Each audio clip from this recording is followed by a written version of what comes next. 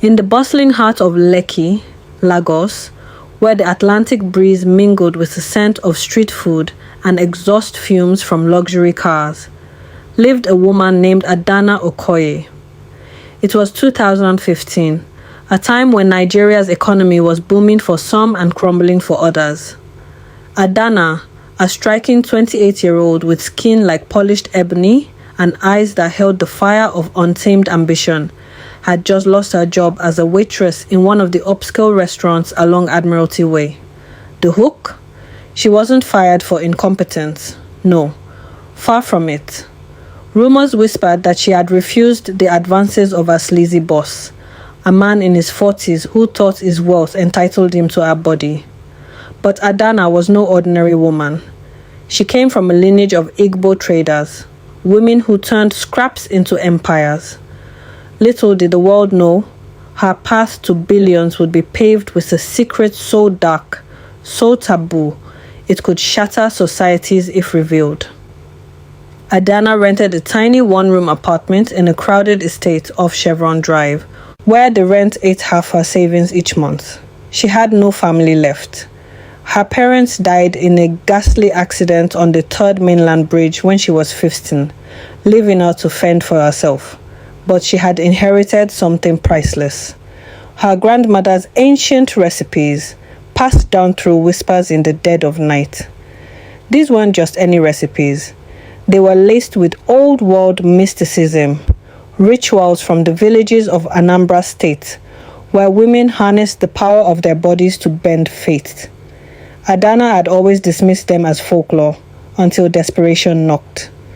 One evening, as the sun dipped below the horizon, painting the sky in hues of orange and purple, Adanna sat on a worn-out mattress staring at an empty pot. Her period had come that day, a monthly curse she loathed, but as she cleaned herself, a memory flashed, her grandmother's voice gravely and wise saying, "The blood of a woman is life itself. It binds, it commands, it enriches. Use it wisely, and men will flock to you like moths to flame." Adanna shivered. Could it be? In a moment of reckless curiosity, she collected a few drops in a vial, her heart pounding. What if she experimented? Just once. The next day, she set up a small food stall outside her building, selling jollof rice and pepper soup, staples that drew the after-work crowd. Her first customer was Mr. Adebayo, a 35-year-old banker from the nearby GT Bank branch. His tie loosened, eyes weary from spreadsheets. He ordered a plate, and as Adanna stirred the pot, she added a single drop from the vial, whispering a silent prayer. "Let this work," she thought, her pulse racing. Mr. Adebayo ate heartily, complimenting her on the unique flavor. He left a generous tip and promised to return. Suspense built that night as Adanna lay awake, wondering if she'd poisoned him or worse. But the next morning, Mr. Adebayo was back, with friends, all men over 30, suited up, laughing about how her food had given them unbelievable energy overnight. Word spread like wildfire in Lekki's elite circles. Soon our stall was swarmed by lawyers, oil executives, and entrepreneurs, all craving that inexplicable kick in our dishes. By 2016, Adanna's stall had evolved into Adanna's Delight, a cozy eatery tucked in a prime spot on Freedom Way. She hired helpers, but the secret ingredient? That remained hers alone. Every month during that cycle, she'd harvest just enough, discreetly, hygienically, to infuse her signature sauces. It wasn't about volume, it was about intent. The men who visited, mostly in their 30s and 40s, reported miracles. Closed deals, promotions, even rekindled marriages. They attributed it to her magic touch, never suspecting the truth. Tension mounted when a rival caterer, Mama Ngozi, grew suspicious. A plump woman in her 50s with a sharp tongue, she cornered Adanna one afternoon. "What are you putting in that food, eh? My customers are leaving me." Adanna smiled sweetly, her heart hammering. Just love, Mama. Pure love. But inside fear gnawed at her. What if someone discovered?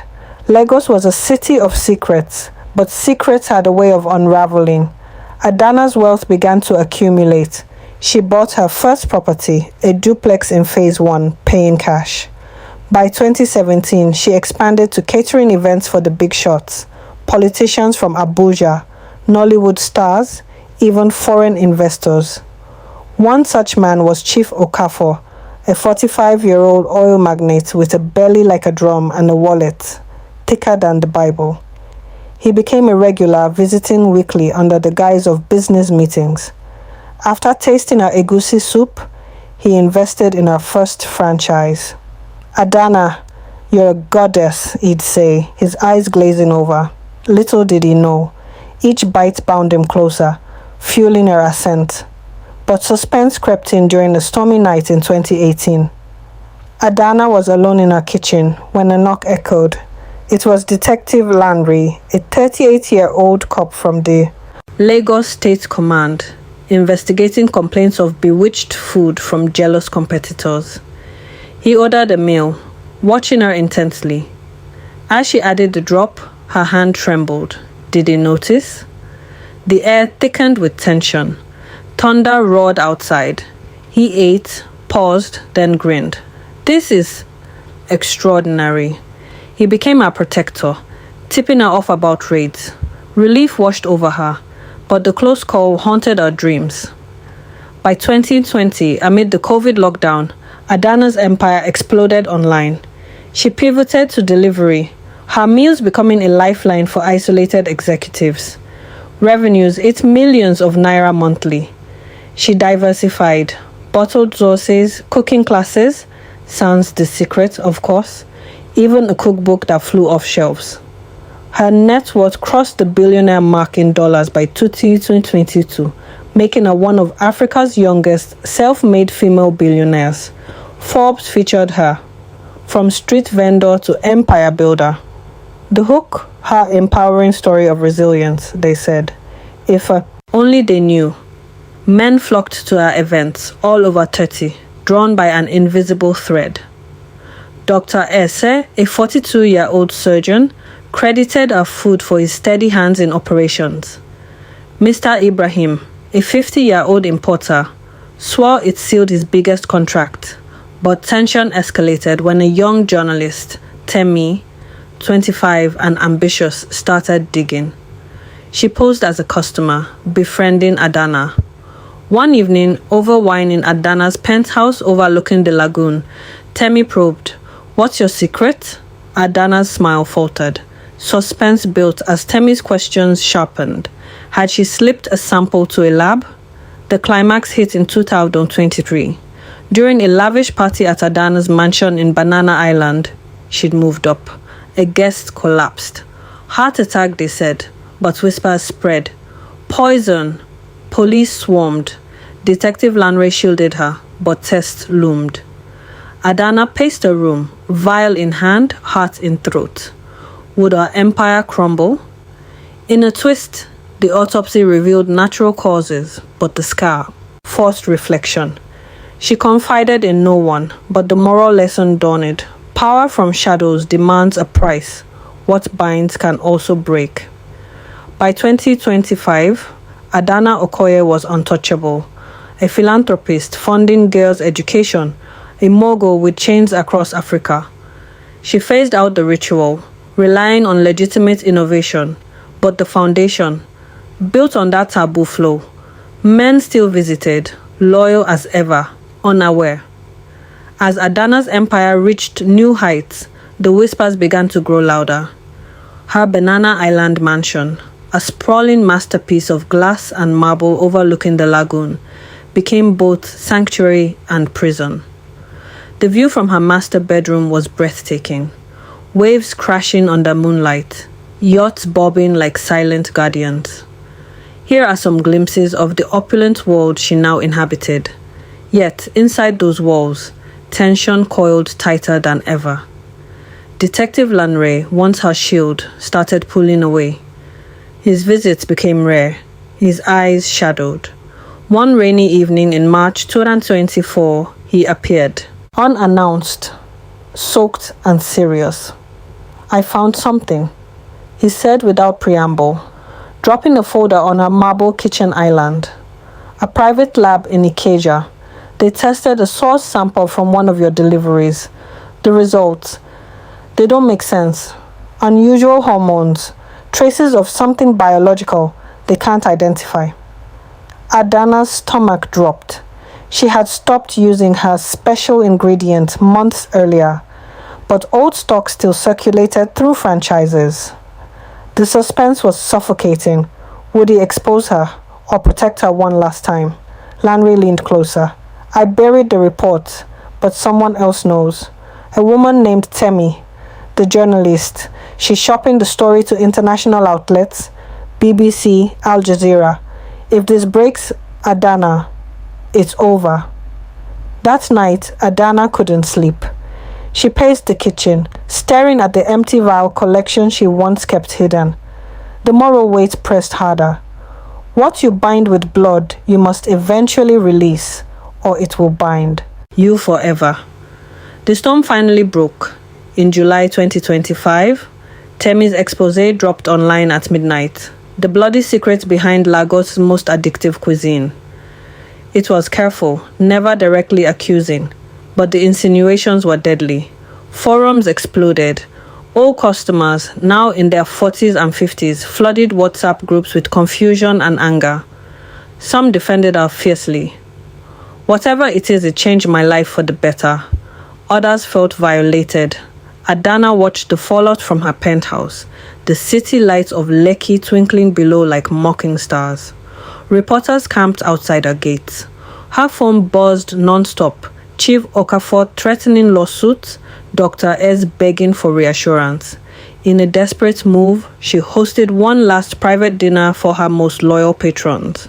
The room was filled with the same men who had built her empire. Oil barons, politicians, surgeons, all over 30, all forever changed. As they dined on her final signature dishes, clean, untainted, Adanna stood and spoke. Then, her voice trembled. "I gave you power when the world denied it, but I took something in return. My silence cost you truth. Tonight, I release you. No more secrets, no more hold." The room fell silent. Some men wept, others nodded, understanding dawning. Chief Okafor, tears in his eyes, raised his glass. "To the woman who fed us ambition, and to the woman brave enough to stop." The next morning, Adanna announced the permanent closure of her signature sauce line. She donated millions to women's health initiatives across Nigeria. Ironic, perhaps, but sincere. The scandal faded faster than expected.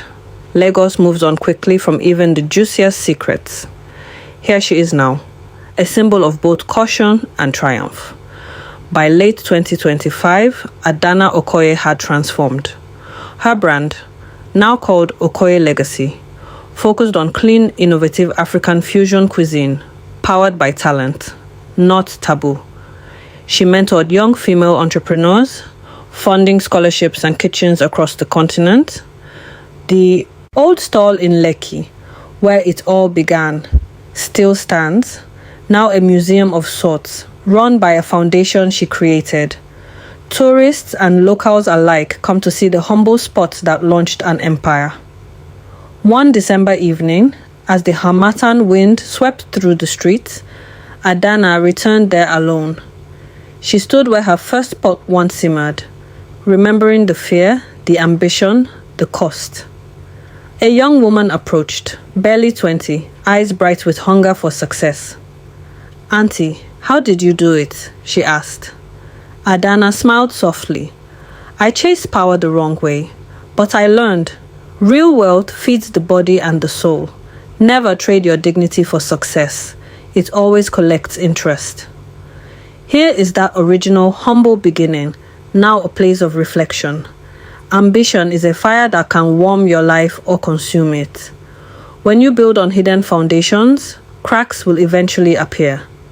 True legacy is not measured in billions, but in the freedom you grant yourself and others.